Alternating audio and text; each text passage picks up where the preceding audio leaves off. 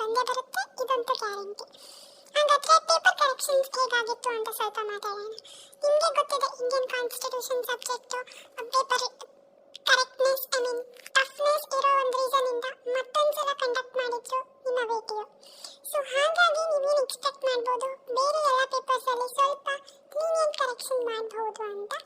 Tension ತಗೋಬೇಡಿ, just enjoy holidays. ಚೆನ್ನಾಗಿ marks ಬಂದೇ ಬರುತ್ತೆ. Trust in your hard work ಅಂತ ಹೇಳ್ತೀನಿ. ಆ್ಯಂಡ್ ನಮ್ಮ ಈ ಚಾನಲನ್ನು ನೀವು ಸಬ್ಸ್ಕ್ರೈಬ್ ಮಾಡಿಟ್ಕೊಳ್ಳಿ, ಯಾಕಂದರೆ ಒಂದ್ಸಲ ರಿಸಲ್ಟ್ ಬಂದಾದ್ಮೇಲೆ ನಾನು ಕಮ್ಯುನಿಟಿಯಲ್ಲಿ ಪೋಸ್ಟ್ ಮಾಡ್ತೀನಿ, ನಿಮ್ಗೆ ನೋಟಿಫಿಕೇಶನ್ ಬರುತ್ತೆ. ಆ್ಯಂಡ್ ಇವಾಗ ನಿಮಗೆ ಬರ್ತಾ ಇರೋದು SGPA ಅಂದರೆ ಸೆಮ್ ರಿಸಲ್ಟ್ ಅಲ್ವಾ. ಸೊ ಫಸ್ಟ್ ಸೆಮ್ ಮತ್ತು ಸೆಕೆಂಡ್ ಸೆಮ್ SGPA ಕೂಡಿಸ್ಬಿಟ್ಟು CGPAನ ಮಾಡ್ತೀವಿ.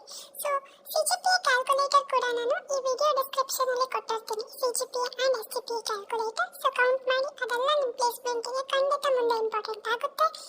ಸೊ ನಾನು ನಿಮ್ಮ ಜೊತೆ ಕಂಪ್ಲೀಟ್ ನಿಮ್ಮ ಪ್ಲೇಸ್ಮೆಂಟ್ ಗೈಡೆನ್ಸ್ ಹಾಗೂ ನೀವು ಒಂದು ಒಳ್ಳೆ ಕಂಪನಿ ಪ್ಲೇಸ್ ಆಗೋ ತನಕ ನಿಮ್ಮ ಜರ್ನಿಯಲ್ಲಿ ನನ್ನ ಜೊತೆ ಆಗಿರ್ತೀನಿ, as a well wisher, as a well guide. So let's meet in the next video.